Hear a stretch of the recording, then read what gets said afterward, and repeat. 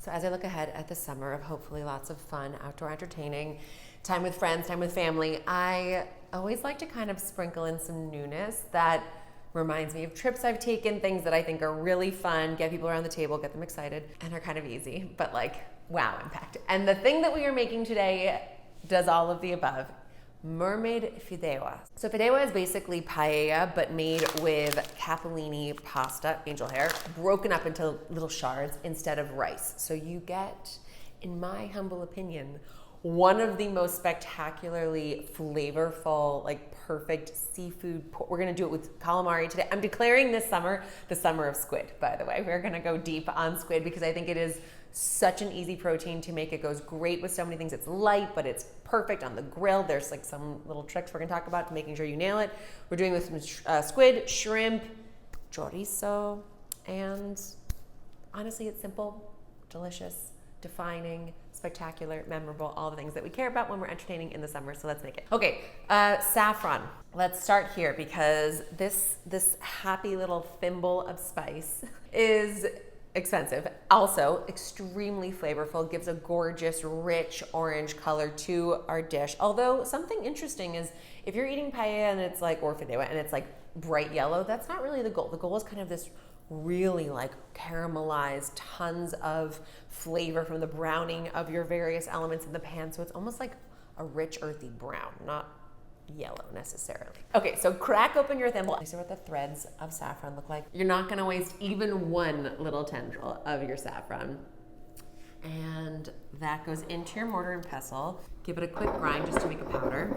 I'm gonna get 2 ice cubes, tuck them in a bowl, and then just sprinkle your lovely saffron powder on top. This is blooming to a glorious golden orange. The next thing we're gonna get working on is our fish stock, or in our case, our shrimp stock. So let me just paint the picture for you of where you're gonna be eating this, because it really does ground why you have to invest in either buying a shrimp stock or a fish stock or a bouillon cube or something like that.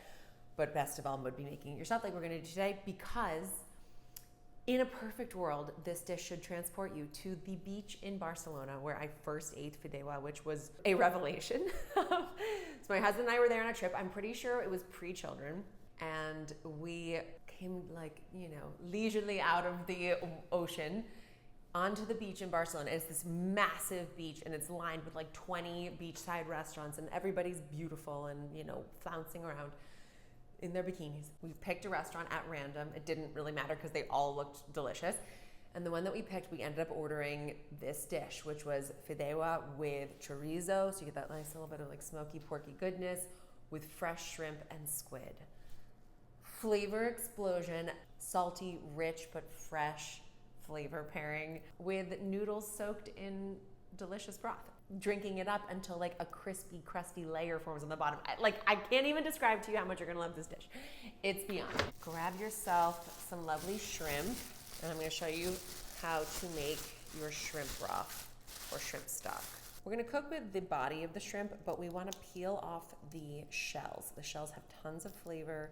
They're gonna give us a really rich and delicious stock. Set your shrimp to the side because we're gonna clean that next. We're gonna put those into the noodle part of the dish. It's all layers and layers of flavor. So to separate the shells from the shrimp, I put my thumbnail into the side and really just start to wiggle it around, releasing the entire shell, which looks like that. I like to leave the tail on just because I think that it's prettier and shows people that you did it by hand. And every single piece of this dish has your love put on it. But if you want to take the tails off, you totally can. It does make it a little easier to eat because then you just can go spoonful by spoonful. Now I have my lovely pile of shrimp. This was about a pound of shrimp. You can use a little bit less, but I'm trying to really concentrate this stock. And once you're making it, why not make a big batch? This freezes beautifully, and then you have fish stock, shrimp stock to last you for future meals. Grab your shrimp shells, and they are going into a medium saucepan together with, call it like a teaspoon of peppercorns, our saffron eventually, and also an onion that we're going to just cut in quarters.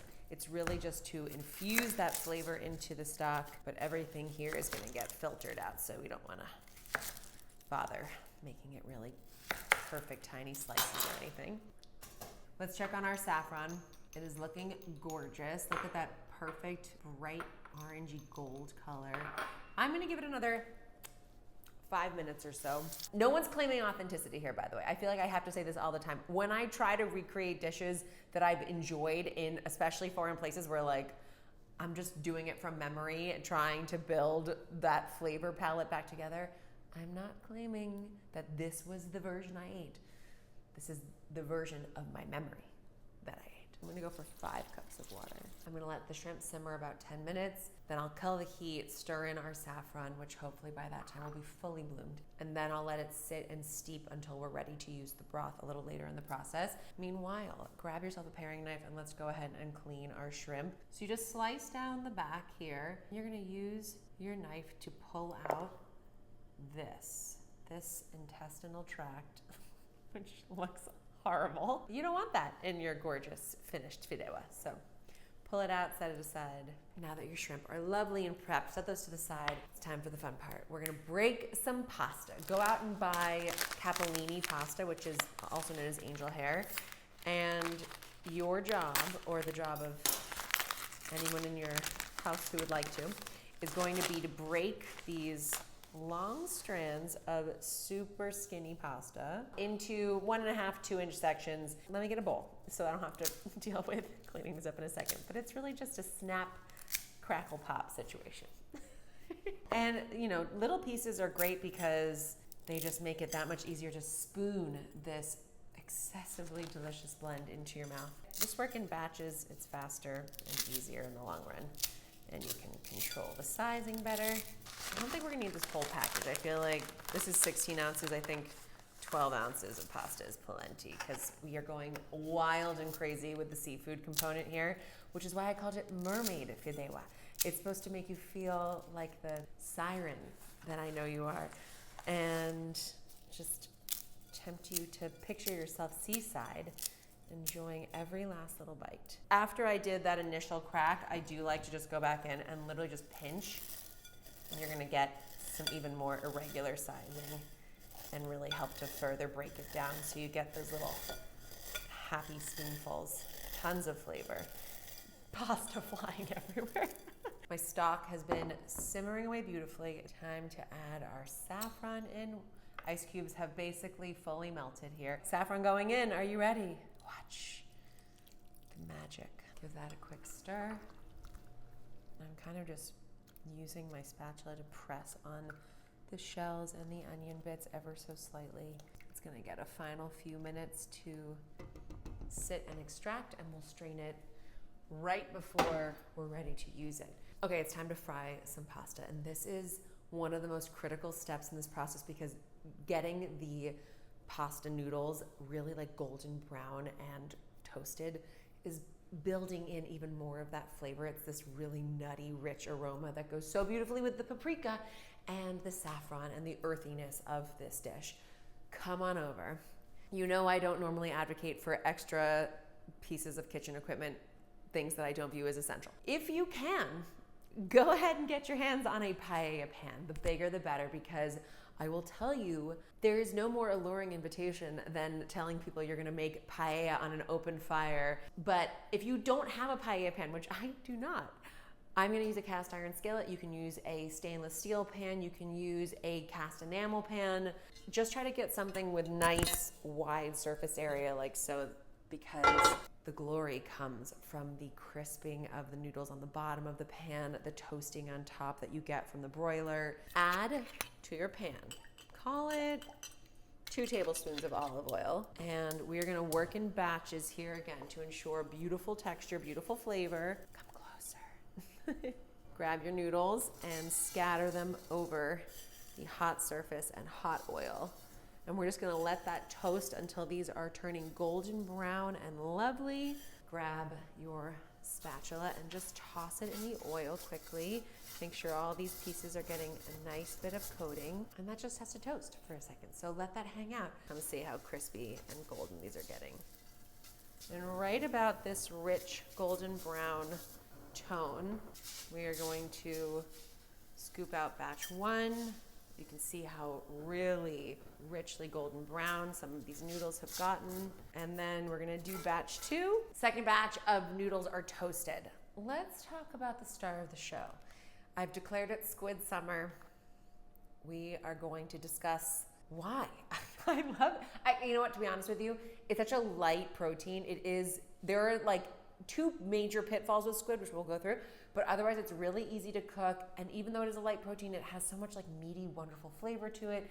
It looks cool. You can serve it whole like this. We're gonna chop it up today.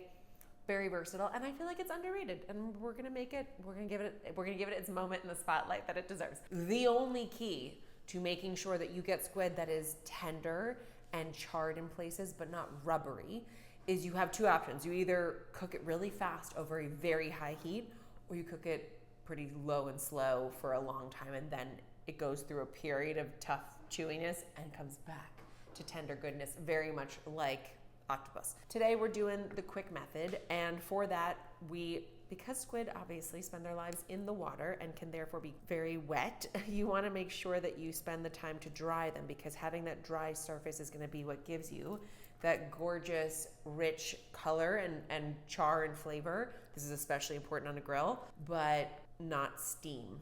You don't want steam that's going to make it bland and colorless. So just dry. I'm going to just run my blade straight through and open this up kind of as a sheet like so. By the way, this thrown on the grill or just pan fried with a spicy, herby olive oil, like limey gremolata style sauce, capers, done. For our purposes, we're just gonna go in and get nice little squares going. Use a sharp knife, because there's no reason to be slipping around. We're just gonna go first with little strips, then we're gonna go across and get us our lovely squares. And that means every bite of this paella is gonna get little pieces, little hunks of lovely squid. I'm gonna put probably 3 squid bodies in here. I think that maybe 4. And also some tentacles, some tentacular spectaculars, because without these, who's even to say that you're really eating squid? You may just, have something else. For Mermaid Fideua, we must have the tails. I am tempted to leave them whole and luscious like so, because I think they're gorgeous and fun to see in your plate, but it is going to mean we have to serve this with a knife and fork, which worse things have happened. I feel like we should leave them. You could, maybe this giant one, I'll slice it because it's just enormous. You could just slice down the body like so, and that splits up the tentacles a little bit more. To the pan, we're gonna add some fresh olive oil, another 2 tablespoons, call it, just enough to give our calamari some glossing. The nice thing is because we just did the noodles in that pan, it's already nice and treated with the oil, so it has a lovely slick surface. Do get yourself a lid of some kind, because no matter how much you've dried your calamari off, there will be some moisture that's coming out when it hits the hot pan, which can spark and spray at you and just add a heightened element of excitement to your cooking process / hot things flying at you. So get yourself a pan, and you're gonna just cover it up right when you hit that sizzling point. Calamari going in first. Isn't this fun? Don't you feel like we're in Spain together? I'm gonna hit it with just a touch of salt right out of the gate. Toss it in the oil so that everything is being coated. And then position it in an even single layer so everything is getting the loving treatment it desires. One thing to note, we are working with delicate seafood, right? We're working with squid, we're working with shrimp. In order to not have them overcook during the rest of the cook process, I'm only taking them like 80% of the way in this first batch, pulling them off the heat, finishing with the different layers of this dish, putting everything back together, and then we will finish cooking on the other side. Let's go in with the tentacles. Gosh, they are gorgeous. I removed the calamari bodies, which were very tender, lovely, juicy, delicious. Personally, I like a little extra char on the tentacle, so I am just pressing them onto the hot cast iron surface here to give me a little extra color. And then you get this lovely golden brown bit of texture. And remember, these have only been on the heat now. This is probably minute 3. We really cook fast here. Heat off, tentacles out. I mean, look at that golden brown goodness right there. Okay, this is a weird story. Any of you who grew up in the 90s will remember creepy crawlers. It was like this weird goo that you put into these molds, and then you put it in like essentially an easy bake oven looking thing, and suddenly you had solid like kind of gummy textured creepy crawlers that you could play with. Again, children of the 90s will understand that we really love things like that. But I was telling my son about that, and he was like mesmerized by the idea that you could make your own. You could just go with squid. It's right about the same place.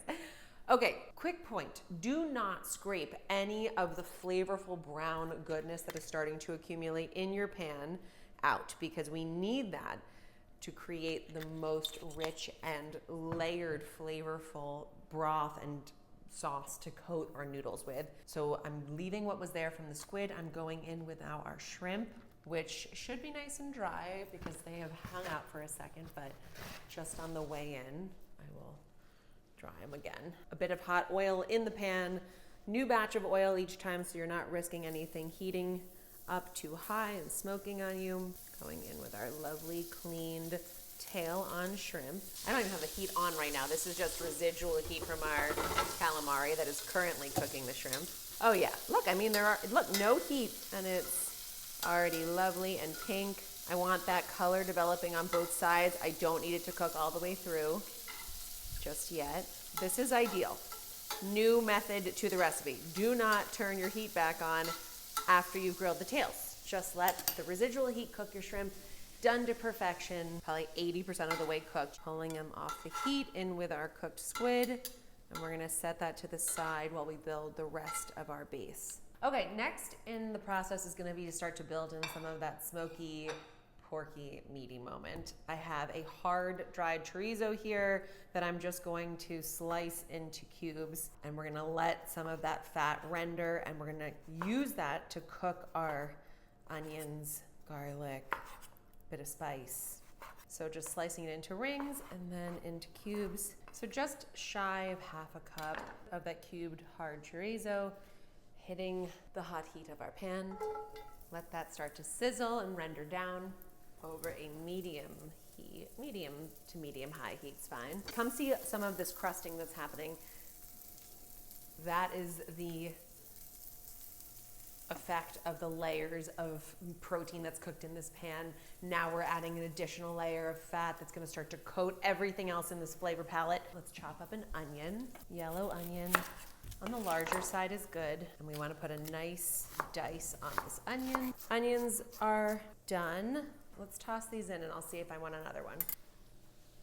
Wow. Right over our lovely, slightly crisped, tender chorizo.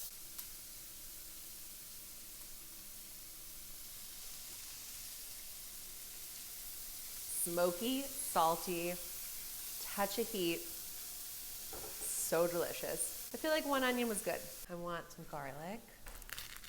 Let's go ahead and grab 4, maybe 5 of these sort of medium-sized cloves. Just give them a good whack to get them out of their skins. I'm gonna turn that heat down slightly, proper medium here, just so we can really give those onions time to extract the water, bring their sugars to the surface, deliver maximum flavor to our sauce. Just give these a rough chop.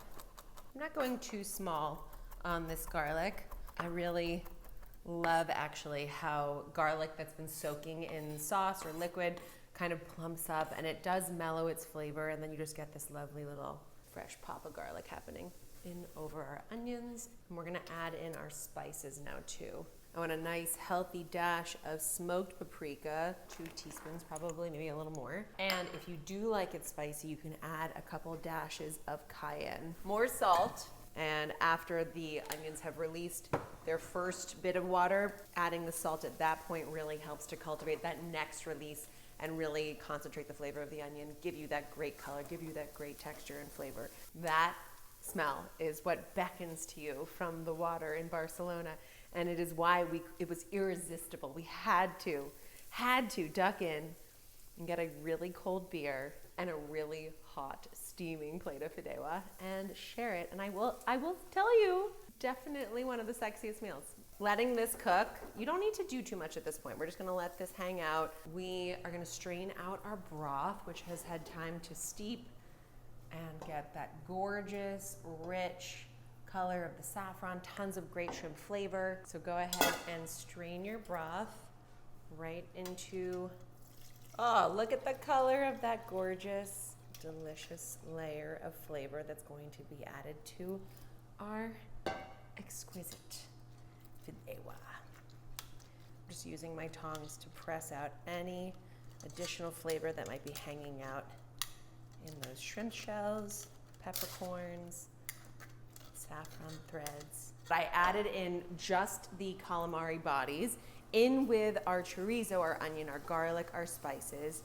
Saute that little blend together, broth going in to beautifully deglaze that pan. And this is where this recipe becomes a little bit art and science. You want enough liquid that you're really gonna coat and thoroughly cook your noodles, not so much that they're gonna be bathing in soup. We're not looking for soup. So let this come up to a simmer. We'll be the judge of how much more we need to add, and then we'll add in those noodles and get going. Now, I did not add salt into our shrimp stock because I have plenty of salt going on in the base, but once it comes up to a simmer, give it a taste, make sure you're happy with the seasonings, because this seasoning broth blend is gonna be what flavors the noodles and the whole rest of the dish. Okay, now that our broth and everything is back up to a simmer, we're taking our toasted noodles. Go ahead and give those noodles a good toss so that every single one is coated with all of our different flavor elements. We're gonna let that go for 1 second while I chop up 2 fresh tomatoes just to give us even more lovely juicy flavor right in with our sauce so that can start to flavor up nice and fast. Give that a quick stir. So we're really starting to bring those noodles together with that broth. Let them start to plump up. Let's go ahead and taste the moment.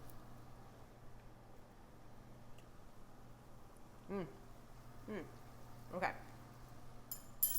Wow. The lovely thing about capellini is it cooks so fast, like 3-4 minutes max. So let's go ahead and use this time to lay in our beautiful shrimp. Make your pretty design. Nestle in your little tentacles. And we are going to tuck this under the preheated broiler, watching very closely for all of 3 minutes. Don't go away, don't move, don't take a phone call, don't look anywhere other than at your oven. We've worked hard for this, we're gonna get it right. Guys, even faster than predicted. It is snap, crackle, popping at me. Oh, first of all, do you see these little crispy bits of noodle that are starting to happen? So you have like a soft plus crunchy. Oh, it's so good. Okay, I'm gonna give it literally 1 more minute. It was like popping inside. It was very exciting. Be patient, be patient. We want perfectly cooked noodles, crisp top, crisp bottom, lovely little speckles of char on the seafood.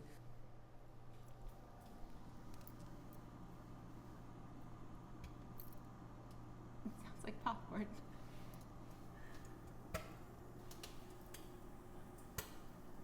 Three, two, one, let's go. Oh yeah. Oh yes, this is what we are talking about. Oh my gosh. The final step in this already beyond delicious recipe.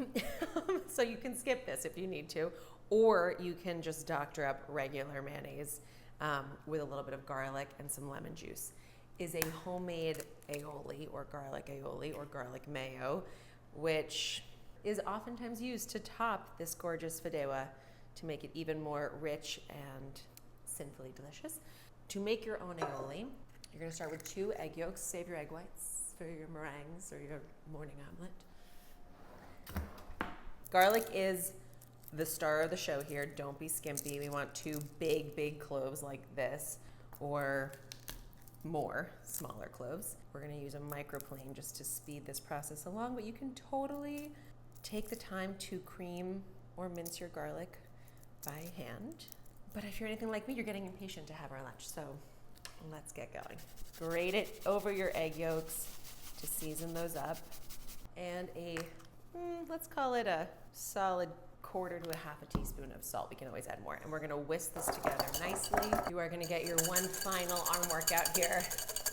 Okay, so now you wanna go drop by drop in the beginning, because the whole point is to create an emulsion between the egg yolks and the olive oil or grapeseed oil if you want a more neutral flavor. But look at how fluffy it's already getting in there. Those couple drops have been incorporated. Ultimately, we're getting to about a 1/4 cup of olive oil going in. Oh, look at that lovely concoction. Let's go ahead and taste it.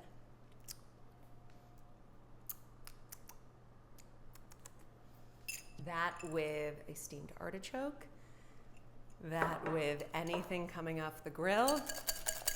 If you want to add saffron in here, you totally can. Go ahead and just give it a little smashing like we did in the beginning, and then you can have a saffron garlic aioli. But because the garlic moment is pretty strong in here, I find that the saffron can sometimes get lost, so do so at your pleasure. And the lemon juice starts to loosen it up ever so slightly as well. And you know you have not broken your aioli when you can pick it up on a whisk, like so. All right, ladies and gentlemen, let's check the bottom. Make sure that the bottom is layered with a gorgeous crusted coating. See that dark, dark, dark brown crispy layer from the bottom?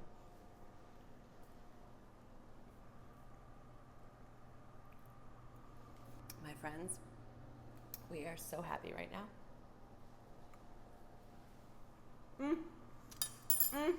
The final step, truly, is going to be to garnish your fideua with some fresh parsley, as thinly sliced as you can get it. Don't say I never did anything for you.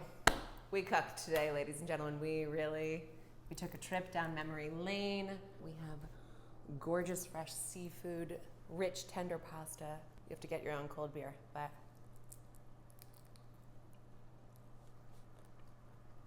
I think you can handle that. A little lemon zest from that same lemon that we used for the aioli. Our lovely fresh parsley. Don't hide what's underneath, just give it a little moment.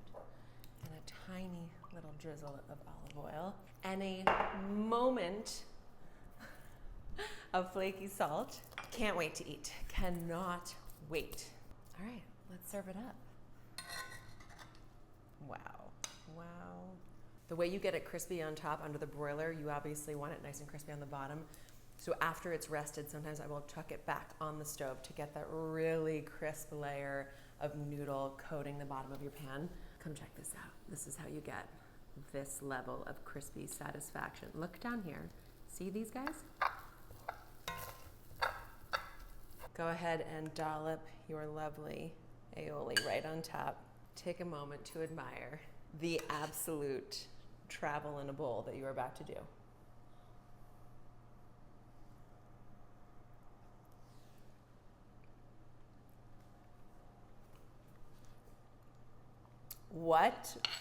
What did you do before you had Mermaid Fideua? Fideua. The little pops of like juicy, delicious squid with crispy chorizo pieces are not to be missed. You are absolutely going to need to take your shrimp and drag it through the aioli.